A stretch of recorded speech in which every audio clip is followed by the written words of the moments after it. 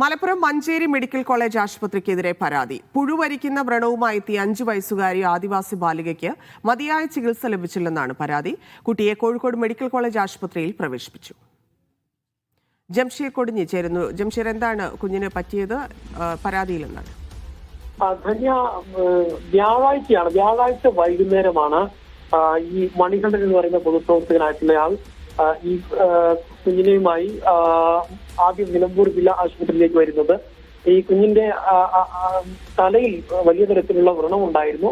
ആ വ്രണത്തിൽ പുഴുക്കൾ ഉൾപ്പെടെയുള്ളതുണ്ടായിരുന്നു. അങ്ങനെയാണ് ആദ്യം നിലമ്പൂർ ജില്ലാ ആശുപത്രിയിലേക്ക് കൊണ്ടുവരുന്നത്. അവിടെ നിന്ന് പ്രാഥമിക ചികിത്സ നൽകിയതിനു ശേഷം മഞ്ചേരി മെഡിക്കൽ കോളേജിലേക്ക് റെഫർ ചെയ്യുകയായിരുന്നു.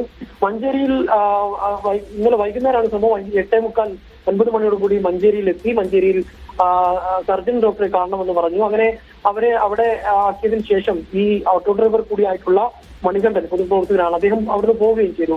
തൊട്ടടുത്ത ദിവസം, അതായത് ഇന്ന് രാവിലെ മറ്റൊരു രോഗിയുമായി നിലമ്പൂർ ജില്ലാ ആശുപത്രിയിൽ എത്തിയപ്പോഴാണ് ഈ കുട്ടിയുടെ മാതാപിതാക്കൾ ഈ മണികണ്ഠനെ വിളിക്കുന്നത്. തങ്ങൾ ഇവിടുന്ന് പോരാൻ പറഞ്ഞിട്ടുണ്ട്, അതുകൊണ്ട് കൂട്ടാൻ വരാൻ കഴിയുമെന്ന് വിളിക്കുകയും അങ്ങനെ മണികണ്ഠൻ അവിടെ എത്തി. ഈ കുട്ടിയുമായി ആശുപത്രിയിൽ നിന്ന് വീട്ടിലേക്ക് മടങ്ങും വഴി കുട്ടി ഓട്ടോയിൽ വെച്ച് ഉച്ചത്തിൽ കരഞ്ഞതോടു കൂടിയാണ് ഈ മുറിവ് വീണ്ടും പരിശോധിക്കുന്നത്. എന്നാൽ ഈ മുറിവിൽ ആ വ്രണവും ആ പുഴുക്കളും അതേപടി വെച്ചുകൊണ്ട് തന്നെ ആ മുറിവ് വീണ്ടും കെട്ടി എന്നുള്ളതാണ്. പിന്നീട് ഇദ്ദേഹം ഇവരെ നിലമ്പൂർ ജില്ലാ ആശുപത്രിയിൽ എത്തിച്ചു നോക്കിയപ്പോഴാണ് ഏതാണ്ട് 25ഓളം പുഴുക്കൾ ഈ വ്രണത്തിൽ നിന്ന് കണ്ടെത്തി എന്നുള്ളതാണ്.